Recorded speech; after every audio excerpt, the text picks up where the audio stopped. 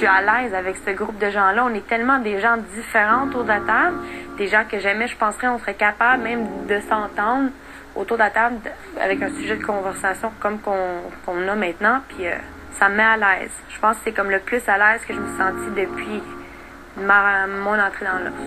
Tu sais, tu fumes, ça sert à rien, mais c'est une béquille qui t'aide à mieux aller dans plein de situations, puis quand t'arrêtes, tu te rends compte à quel point ça t'aidait pas du tout, ça faisait juste à nuire. Puis quand tu vois des gens qui t'aiment, ils meurent devant toi, mais c'est pas trop. En tout cas, je les aime, puis je les salue. Oui. Puis je trouve ça cool parce que Mathieu s'intègre au groupe, ce qu'il n'a pas vraiment fait dans les derniers jours. On dirait que le monde va...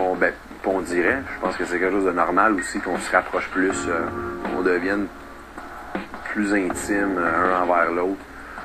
Ma mère et moi, on est vraiment proches et c'est une femme que j'admire énormément. C'est un de mes idoles dans la vie.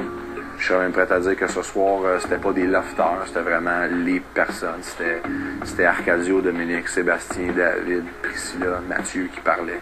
C'est une série d'événements qui m'ont... Ça a été la peur d'échouer. Je suis surprise que justement ça se déroule si bien. Je vois Mathieu qui est intéressé à ce que Sébastien fait. On voit qu'il fait des jokes des fois un peu, mais tu vois qu'aussi il essaie d'aller chercher le côté humain de Sébastien.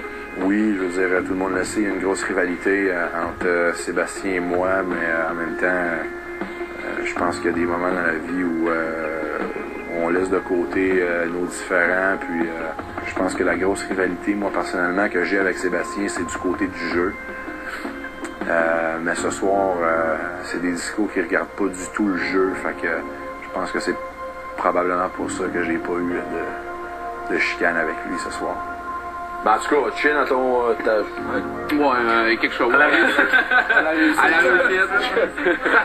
À ta traversée du désert. Pour l'instant, je pourrais te dire que Priscilla est ma seule amie ici, ou presque. En tout cas, c'est la fille avec qui j'ai le plus envie de discuter.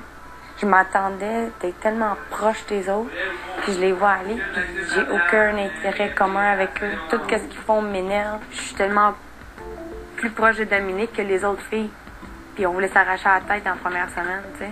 En tout cas, c'est étrange comment ça fonctionne dans leur Story 6.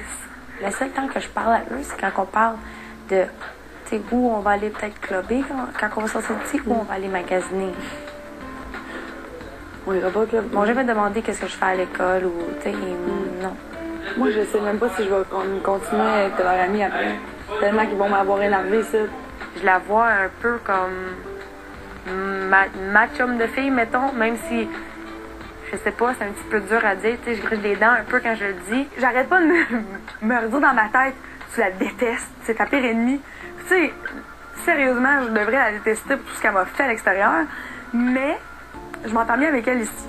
Au pire, on est les deux vilaines. Je veux j'habite. On n'est pas bitch, on est juste critique.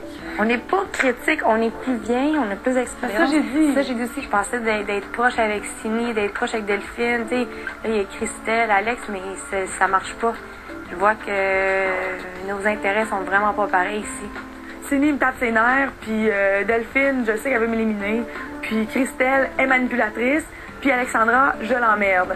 Alors, ça change pas que Priscilla est ma seule amie ici, tu sais.